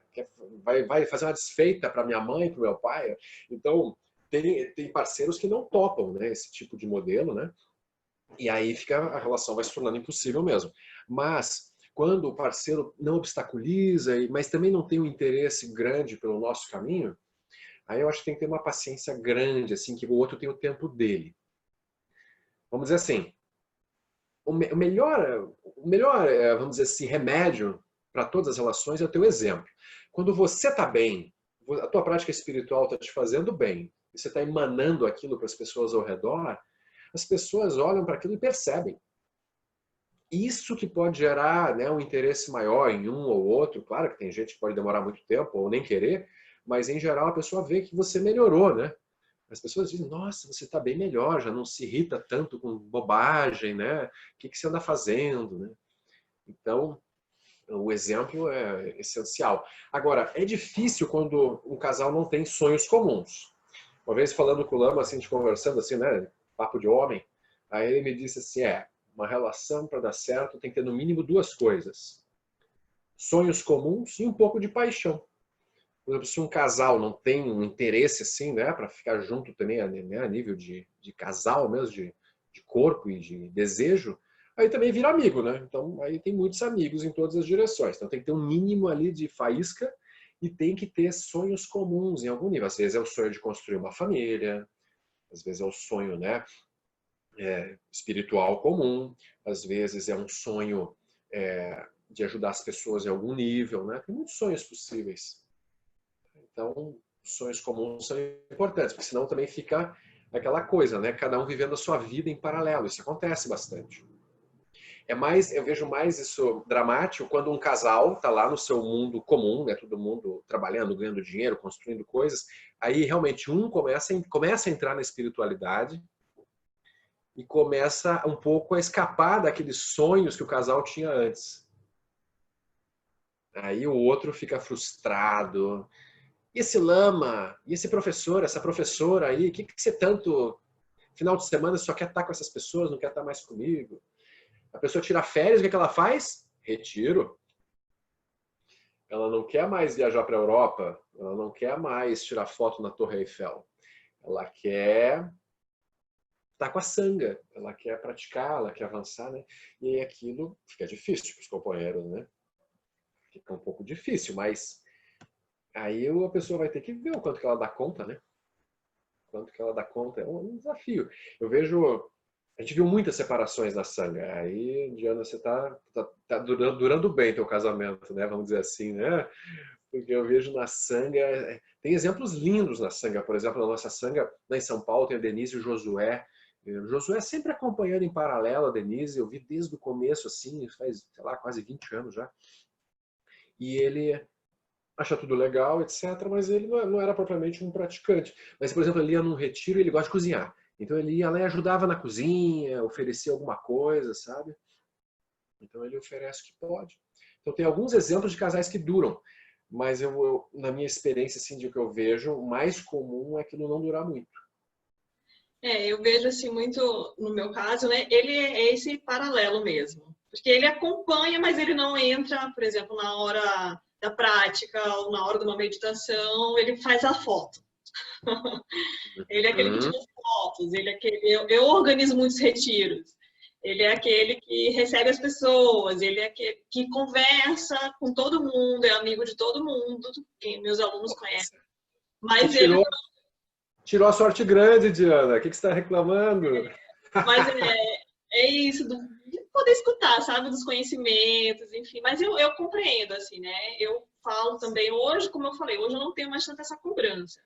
Mas eu vejo que muitas pessoas que estão começando estão passando pelo que eu passei no começo, porque eu queria no começo que ele fosse professor de yoga como eu queria, né, que ele se tornasse, temos curso na escola, ele nunca quis fazer o curso, então assim, hoje eu já consigo respeitar e da mesma forma como ele respeita, né, mas até para outras pessoas que podem estar passando por isso, né, era para... Esse maravilhoso ter trazido, porque é muito comum isso acontecer. Muito comum. E é isso, se a pessoa não conseguir ir relaxando um pouco as expectativas sobre o outro, aí é difícil aquilo não acabar em separação, né? Porque é isso, o meu tempo do meu caminho espiritual não é o tempo do outro. Não é porque uma coisa faz bem para mim que ela tem que fazer bem imediatamente para o outro na hora que eu quero. Isso não vai rolar. Mas é natural, a gente brinca aqui no budismo também, a pessoa chega no SEB, aí lê o Meditando a Vida do Lama Santen, acha maravilhoso, aí compra 10 e começa a dar para a família. Tem um livro aqui que você tem que ler. Começa a dar para todo mundo o livrinho, mas a pessoa, ela recebe aquele livro, Meditando a Vida, não estou interessado nisso agora. Então, assim, um ponto forte do budismo é assim, não seja proselitista, não tente converter ninguém. Nunca tentar converter ninguém a nada, assim. Deixa a pessoa no fluxo dela, no tempo dela. E como eu te falei, o próprio exemplo de vida, por exemplo, o fato de um marido, por exemplo, ir num retiro e tirar fotos e ouvir os mantras e ver, ele já está sendo transformado pelo processo sem estar necessariamente que está praticando ali no meio, né? Já está funcionando. Está ótimo, né? Mas é uma questão. Eu já vi tanta gente ter esse problema na sanga, chegar para o Lama Santen assim, Lama, eu não sei se eu separo ou não separo. Geralmente é uma mulher, né? Como a gente falou, porque tem muito mais mulheres. Mas eu já vi casos de homens também que quiseram se separar de companheira, pela companheira não acompanhar no caminho espiritual, mas é mais raro. Mas daí a pessoa chega, separa ou não separa? Daí o Lama vai ponderando. Será que você não consegue transformar essa relação ainda numa coisa, né, positiva? Não tem jeito. Então a pessoa vai se sentindo um pouco pressionada. Faz parte, né? Mundos diferentes. Quando as pessoas não têm sonhos comuns, ou por exemplo assim, um só quer saber de sofá e Netflix, o outro quer saber de subir morro todo final de semana. Já tem um problema, né? Um problema prático ali, né? Um é vegano, o outro só come churrasco. Tem um problema. Né? Um é budista, o outro é um materialista extremo.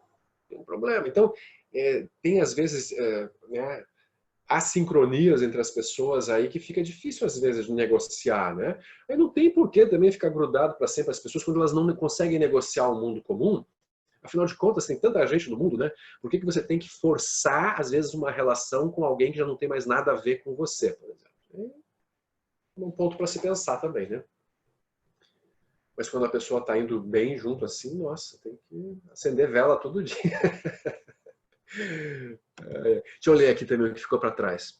A Joana disse que foi uma das piores experiências da vida se relacionar com uma pessoa da sanga. Eu vi muito isso também. Se relacionar na sanga tem um problema. Tem um problema grave que eu vou contar para vocês agora. Que se relacionar na sanga é um lugar, é um ambiente comum que era muito legal para os dois. Só que quando separa da relação, aí você tem que encontrar aquela pessoa de quem você se separou com outra pessoa e você não quer ver isso. Eu vi dezenas de pessoas se afastarem da sanga, deixarem de praticar naquela sanga porque não querem encontrar o ex ou a ex. Então é um pouco problemático, né? Então tem gente que... Oi? Mas aí eu acho que antes de entrar, acho que você tem que pesar muito bem isso. É igual um relacionamento no trabalho, que você vai ter que lidar com a pessoa lá no trabalho. Então, acho que os dois têm que estar muito bem alinhados quanto ao que vai acontecer depois, o que pode acontecer, como é que vão se posicionar. Acho que é muito mais do diálogo também, desde o início, de colocar isso claro. É que no início, Maria Lúcia, tudo começa lindo, né?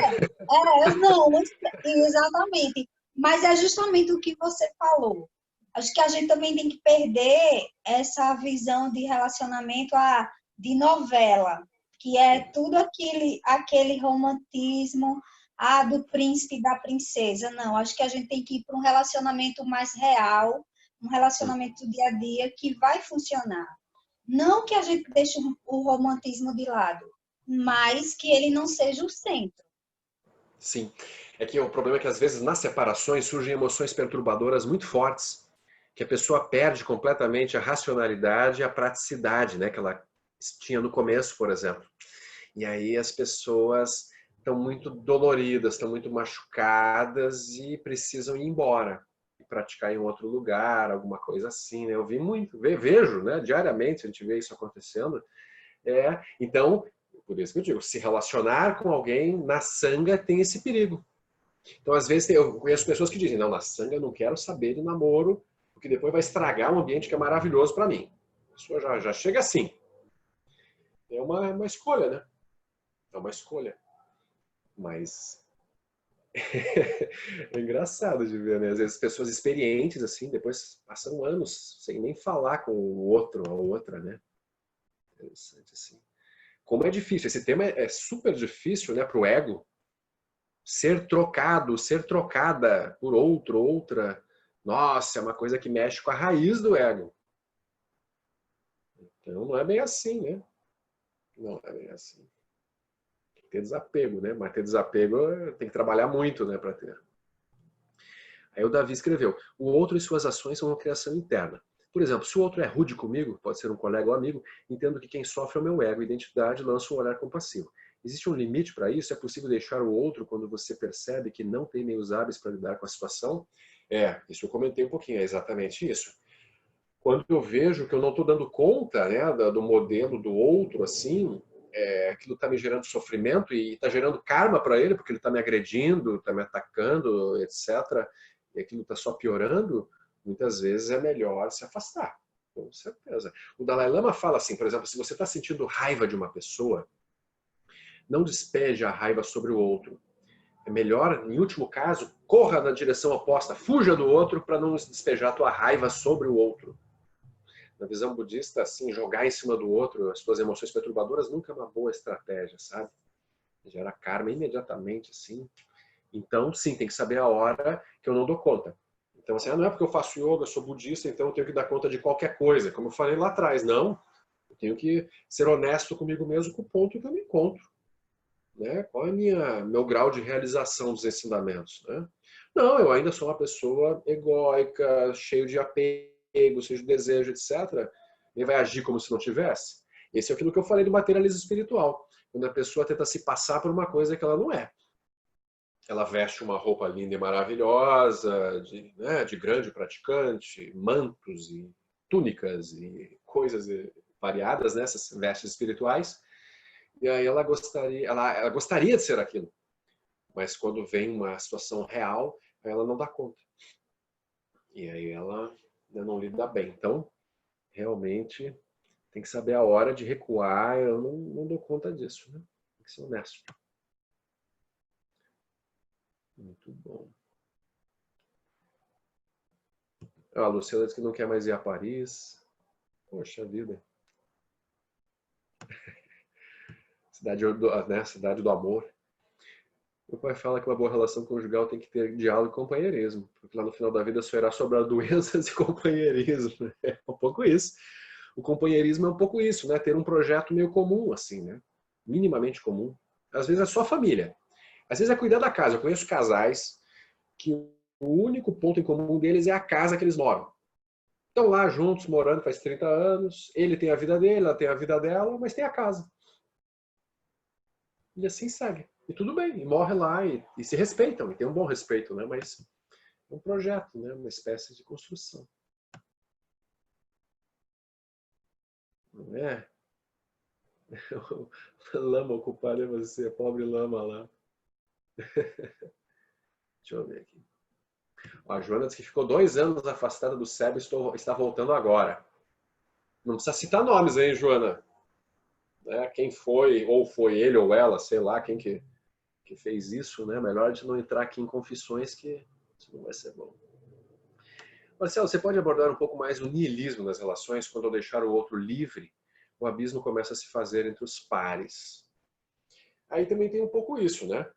Uma relação solta demais, aberta demais, daqui a pouco não tem relação. Às vezes também tem isso, né? As pessoas se dão tanto espaço que quando vê assim, né, as boias estão lá longe uma da outra. Então também tem um pouco isso, né? Então, assim, é preciso ter, tem que ter alguma cola entre duas pessoas para a gente chamar aquilo de uma relação específica, né? Uma relação amorosa, uma relação de casal em algum nível, né? Se não tiver mais essa cola, né, quando um assim nem vê mais o outro praticamente nem existe, o outro é transparente, né? Aquilo fica difícil, né? O abismo começa a se fazer. Esse é um drama, eu vejo, das pessoas que tentam relações assim mais alternativas, relações mais abertas, mais livres, precisam de muito espaço, cada um na sua casa, quartos separados, poliamor, rede de relações livres, seja lá o que for. Essas pessoas a gente vê que em alguns casos, assim, quando elas vêm, elas se afastaram demais do outro, né, pelo movimento variado na vida delas, e daqui a pouco não tem mais uma relação em si, né? Pode acontecer, né? Isso pode acontecer. O Lama já contou o caso em que a mulher largou o parceiro pelo amigo, que era de ambos, e a história acabou bem porque eram budistas. Não vamos fazer fofoca de sanga, mas eu já vi vários casos desse, né?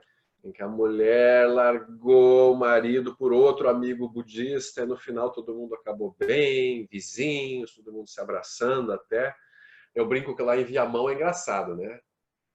A comunidade lá de Viamão, assim, agora eu não sei como tá, né? Tá todo mundo mais maduro, assim. Mas tinha uma época, assim, que era uma certa rotatividade de casais. Parecia que o pessoal estava testando, né, as múltiplas combinações ali para ver o que dava, né? Isso é muito comum em ashram, em comunidade. Por quê? Porque está todo mundo morando num lugar ali. Todo mundo se vendo todos os dias. Vai gerando amizade, intimidade com várias pessoas, né?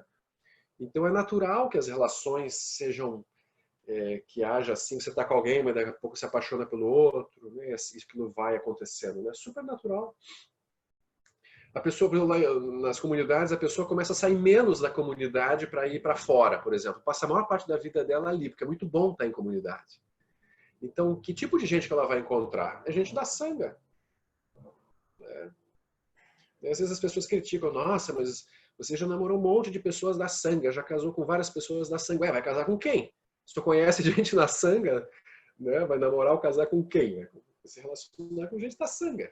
E ao longo dos anos, né, você vai vendo a pessoa. É engraçado, né? A pessoa tá lá num retiro, não, olha lá, fulano, oh, já fui casado com ciclano, lembra? Nossa, é mesmo. E tudo bem, assim, aquilo vai ficando tudo bem com o tempo. Né? Acontece mesmo. Não é? Marcelo, fala das práticas, se der tempo. A prática do quê? A prática da relação, a prática de meditação. Aí eu acho que a gente tem que realmente trazer a prática, assim, né? A primeira coisa é metabhavana, amor universal para os parceiros e parceiras. Que ele seja feliz, que ela se liberte do sofrimento, que encontre as causas da felicidade, que se afaste das causas do sofrimento, que supere todo o karma, confusão e negatividade, que manifeste lucidez de modo natural, instantâneo, que ele possa ajudar muitos seres e com isso encontre sua verdadeira fonte de felicidade e energia. Ou seja, rezar pelo outro, reconstruir o outro com uma visão positiva é um mantra que deveria ficar assim girando na nossa mente o tempo todo. Né? Que ele seja feliz, que se liberte do sofrimento. Então, essa prática é fundamental, né? Uma prática fundamental. E aí eu preciso de estabilidade também para me relacionar bem. Se eu não tenho uma capacidade de domar minha própria mente, meus impulsos, ou seja, o silêncio, de ficar parado em silêncio, corpo, energia e mente, Se eu não gerar essa meditação silenciosa, eu sou uma pessoa muito responsiva. Eu vou ser responsível nas relações. Preciso de shamatha, de silêncio, prática de concentração. Essencial. E aí eu preciso também essa prática, né, de analisar as relações, assim. Aí eu preciso de o que a gente chama de meditação analítica para eu olhar que o outro não é o outro, como parece. O outro é uma construção complexa. Eu sou uma construção complexa. A gente chama de prática de sabedoria, em que eu começo a olhar para os seres sencientes, para as pessoas, e ver como elas são complexas e compostas por muitos fatores, e não tem como eu fixar a pessoa ou tentar segurá-la numa posição única. Aí eu começo a entrar no que se chama de vacuidade, né? Que é uma coisa de ver como que tudo é insubstancial, é fluido, não é fixo, né? Então eu preciso dessas várias práticas. Então isso seria assim muito importante, né? As pessoas usarem, né, dos meios aí, das várias técnicas, né, de todos os caminhos, né, para a gente poder realmente ir melhorando aos poucos, né, porque de sofrimento o mundo já está cheio. Que a gente possa, né, assim, ajudar os parceiros e parceiras a sofrerem menos. Né? Agora, sempre lembrando também, aí tem uma outra coisa importante, só ressaltando, que você não tem um controle sobre o mundo interno do outro. Às vezes, o outro sofre por tua causa, mas não tem como você evitar isso. Sei lá, a pessoa é muito bonita, muito bonito, e o outro tem ciúme. O que você vai fazer com isso? Não tem muito como evitar que o outro sinta ciúmes. É um problema dele. Ele vai ter que trabalhar com aquilo. Você pode não dar margem para intensificar ainda mais, né, aquela emoção, aquela sensação do outro. Mas mesmo assim o outro, você não tem esse poder, né, realmente de cuidar de tudo que acontece com o outro. Então a gente vê, por exemplo, também os mestres, mestras e grandes praticantes, eles também têm separações, têm problemas de relações, etc. E é isso, né? O parceiro, a parceira não deu conta, às vezes, daquela relação e passou mal e tudo. Né? Isso acontece. Bem comum. Né? Então a gente também não deveria se sentir responsável 100% pelo mundo do outro. Você não tem como resolver o mundo do outro por ele. Né? Ele tem que fazer a parte dele. Você faz a tua parte. Mas a parte dele, não tem como, né? Sim. A Leandra comenta a sabedoria do espelho, é muito importante para as relações, é isso. Sabedoria do espelho, que a gente chama, é olhar o outro no seu mundo, né? Ou seja, como que o outro constrói as suas experiências, seu mundo e assim por diante. Né? Então, se eu não tiver esse olhar de entender como é que o outro se constrói, aquilo realmente não vai também funcionar bem, porque eu fico tentando impor o meu mundo sobre o mundo do outro. Isso não funciona. Impor o meu mundo sobre o mundo do outro não funciona. Eu tenho que deixar o outro construir o mundo dele, né? Isso é essencial, né, para a paz nas relações. Ah, mas como é que eu vou educar meus filhos, por exemplo, se eu deixar eles só no mundo deles? Aquilo é uma confusão, né? Uma bagunça constante, né? Eu não tenho que, de certa forma, educar. Às vezes, educar, né, significa, né, dar um empurrãozinho, né, para que a pessoa ande numa certa direção. Claro que tem um pouco disso também. Né? Não é assim. Então, entender o mundo do outro é sempre deixar o outro fazer só o que ele quer. Isso não é sabedoria. De jeito nenhum, né? Você tem que intervir também. Muito bom, queridos. Assim, acho que a gente, né, explorou bastante coisa aí. Não é? Eu acho que já está... Tá na hora. É porque tem muito, né? O assunto é infinito. tem muito pano pra manga ainda. Quem sabe um outro momento, se o Marcelo puder voltar aqui na nossa sanga, vai ser muito bom ver um outro tema. E, nossa, vai ser uma honra. Com certeza. Não, tem muita coisa bacana pra gente conversar. Nossa, bom demais. Que legal, muito legal. E alguém quer falar alguma coisa? Eu queria. Aqui. Oi, André. Oi. Esse assunto é bom, podia falar mais depois, outro encontro. Seguir, né? O tema relações é um tema muito bom, infinito, e afinal de contas ocupa bastante nossa mente, vamos combinar, né? É. A gente pensa bastante sobre relação, dedica tempo, energia. Eu falo, né?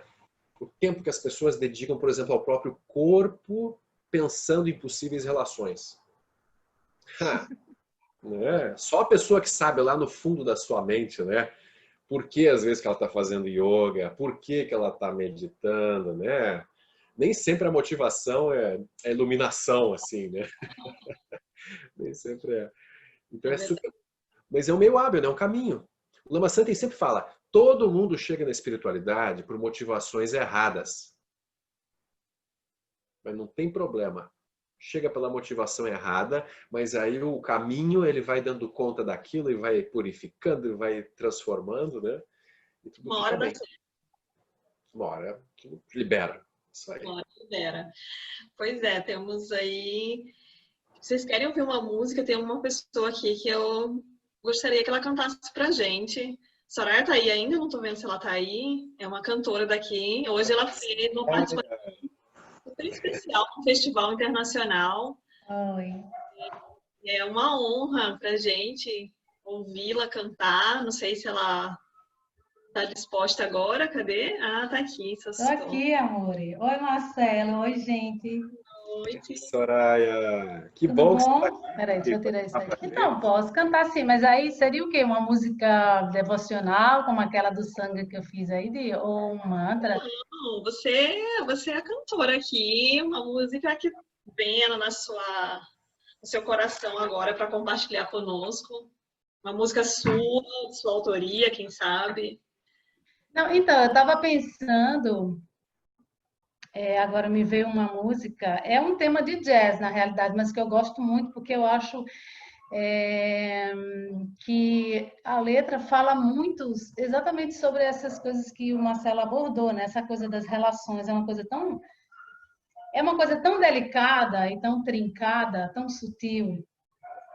E acho que a gente tem de buscar na vida uma forma de simplificar um pouco, sabe? Assim, de perceber que tudo vem do amor divino, assim. E se a gente conseguir qualificar bem, tudo é o amor divino. Essa mexida da minha mão aqui é a energia divina que está propositando, né? Então, se a gente começa a chamar essas coisas para a vida da gente, a gente vai tendo a condição de sentir esse amor passando por dentro da gente. Eu acho que as coisas não vai ficar fácil, porque nunca é fácil, mas assim, acho que é um caminho. Assim. E acho que essa música fala disso. Muito Sim. legal, Marcelo. Gratidão aí. Marcelo, agora eu queria fazer uma pergunta enquanto Ian vem. Dá tempo ainda de... Ah, sim. Não sei. Sim. Como é que o budismo pensa essa questão do enriquecimento mesmo das relações, sabe? Porque a gente não nasceu numa ilha. Então, o ser humano, ele está aqui e a gente é exatamente interrelacionamento. Relacionamento consigo mesmo, e aí o outro é bem um espelho mesmo, né? Coisa que eu não estou querendo ver que está ali embaixo do tapete, e o outro vai me mostrando, mas eu não quero ver, e aí...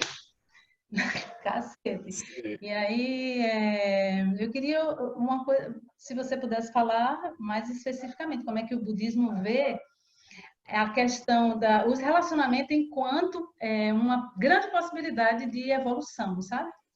Com certeza, como um caminho, né, de prática. É verdade. Porque, como eu comentei, o outro é muito um espelho para mim, né, o tempo todo. Então, eu observando como eu me relaciono com o outro, eu descubro muitas coisas sobre mim mesmo e tenho uma oportunidade de avançar rápido, né, para me libertar daquelas confusões, emoções, etc. E o outro também pode ser um campo de méritos para mim, porque eu praticando amor, compaixão, alegria, generosidade, né, equanimidade com o outro, isso para mim me enriquece demais. Então o outro, na verdade, eu deveria fazer prostrações para o parceiro ou para a parceira, porque ele é um meio, né, para alcançar a iluminação o mais rápido possível. Tem uma riqueza, sim. Porque se eu não conseguir praticar com o parceiro, a parceira, aquilo vai ser muito sofrimento. E quando eu consigo praticar, eu avanço muito mais rápido. Então, por exemplo, se diz que o caminho monástico ele pode ser muito interessante por um lado, mas a pessoa perde muitas oportunidades, né, assim, de se ver numa relação assim, né, de casal, alguma coisa nesse sentido. Então é um meio super hábil, mas não é muito simples, né? Não é muito fácil, como a gente já falou, mas é uma grande abertura de aprendizado, sim. E por isso que eu comentei, tem grandes mestres iluminados que foram casados com famílias e tudo e viveram décadas com suas esposas e as mulheres com suas esposas e assim por diante. Isso é realmente uma riqueza, né? Não é visto só como fonte de dificuldade, não, de modo algum. Pode ser, inclusive, no apoio mútuo, né, no caminho. Um pode ajudar muito o outro nos seus momentos difíceis, né? Um ajudar o outro a sair. Maravilhoso. Bom, gratidão. Então, vamos lá? Ian Bandeira, ele não quer aparecer não, porque ele estava deitado. Esse aí eu toco, mas eu não quero. Pelo menos o ar da graça, assim, rapidinho. Então, vamos lá. Network Boy.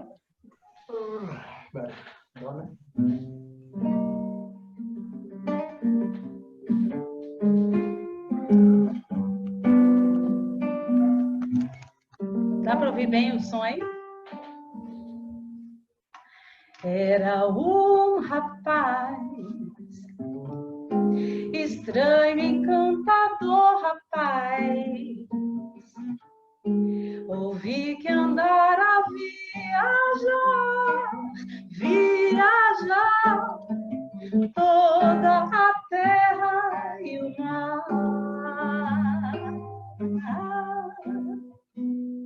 Menino só e tímido, mas sábio demais. Eis que uma vez um dia mágico encontrei, e ao conversarmos lhe falei sobre os reis, sobre a lei e a dor. Ele ensinou, nada é maior que dar amor e receber de volta o amor.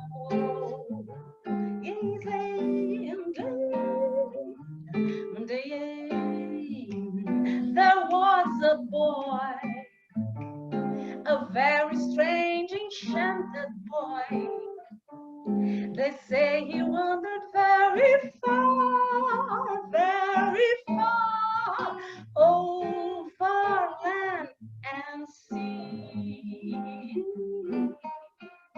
A little shy and sad of eye, but very wise was he.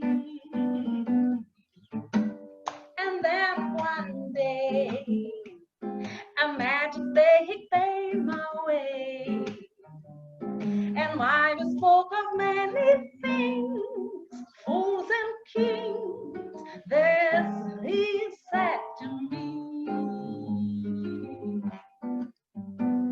the greatest thing you'll ever learn is just to love and be loved in return. Era rapaz, estranho, encantador rapaz. Ouvi que andar a viajar sobre a terra e o mar. Menino só e tímido, mas sábio demais.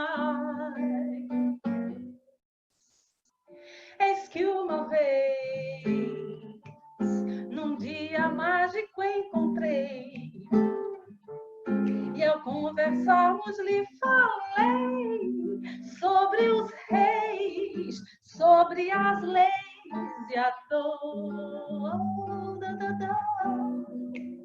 Ele ensinou, nada é maior que dar amor e receber de volta o amor. Say on the day, Chupatan on the cat, the day,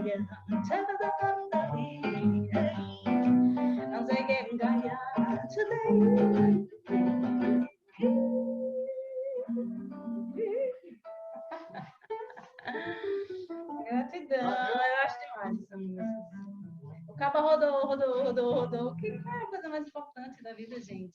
Seja que tipo de relacionamento for, né? Assim, se a gente conseguir esse lugar, né?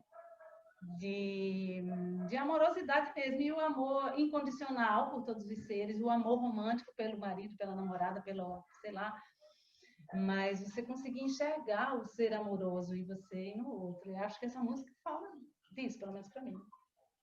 Gratidão, Marcelo. Gratidão, Gui. Gratidão, Ian. Obrigado, Soraya. Foi lindo. Todo mundo Eu que adorou. agradeço.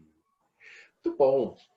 Então, acho que eu queria fazer só uma dedicaçãozinha de méritos no final, viu, Diana? Sim, sim. Bem rapidinho, assim a gente costuma fazer nas práticas, né? Que os méritos deste encontro se expandam e toquem a todos. Que o Mestre Universal da Paz e da Compaixão, Sua Santidade Dalai Lama, juntamente com todos os mestres de todas as tradições que veiculam esta mensagem, tenham longa vida. Que todos estejam a salvo de gerar pensamentos negativos, obstáculo mais destrutivo.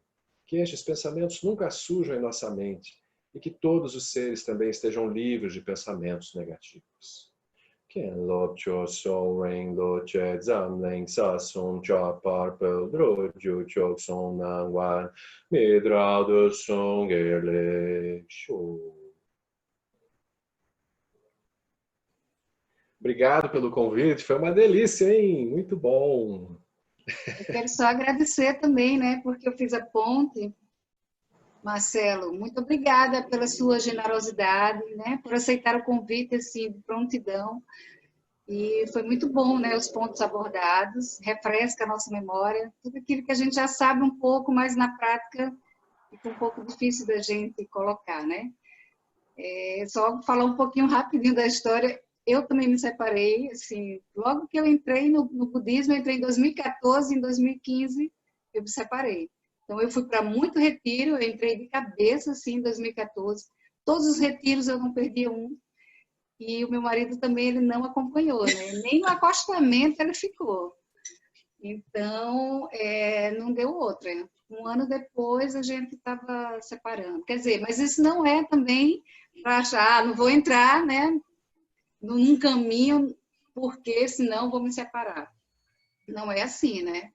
Mas, assim, isso pode acontecer também, porque, assim, os ideais, né, vão se distanciando, como o Marcelo falou. Se a pessoa é muito materialista, né, capitalista, a pessoa entra no budismo e começa a desapegar de muita coisa. Então, assim, acaba distanciando, né, um pouco, assim, a visão. Mas, lógico, tem outras questões que implicavam aí, que não cabe aqui contar. Mas o importante disso tudo é como ele falou, antes de tudo é esse amor orgânico, né? O amor ele é fluido, né? Ele é vivo. Então, quando ele flui, a coisa acontece. A partir do momento que você quer conduzir, né? Vai por aqui, e você prende, você quer reter, aí a coisa desanda, né? Desanda porque somos seres livres, né? Então, foi bem importante os pontos, gostei muito. Gratidão, Marcelo, gratidão, Diana, Soraya, linda, maravilhosa, e todos que chegaram juntos, né, para a noite de hoje. Sanga linda. É linda essa sanga? Muito agradável mesmo. Então, minha gratidão a todos vocês, quem veio pela primeira vez, sejam sempre bem-vindos. O link sempre é o mesmo do Love Sanga, então é só chegar. Gratidão àqueles que estão aqui desde o primeiro Love Sanga, né? Estamos juntos e é muito bom sentir essa energia de todos vocês. E, mais uma vez, Mônica, Soraya Bandeira, pela música, Mônica pela ponte e Marcelo pela noite, como a Mônica bem falou, generosa, né? Porque transmitir conhecimentos nessa disponibilidade que você trouxe pra gente é generosidade, é uma palavra que cabe muito bem aqui. Então, gratidão. Ana. Queria também agradecer a Valquíria e ao companheiro dela, que enquanto a Soraya, eles dançaram lindamente, fiquei encantada de vê-los dançando, achei fofo, muito fofo essa noite. Eu vi também, foi lindo. Vocês foram lindos, amei passar essa noite com você. Também. Tudo ótimo. A dupla companhia. Gratidão a todos. Namastê, até a próxima.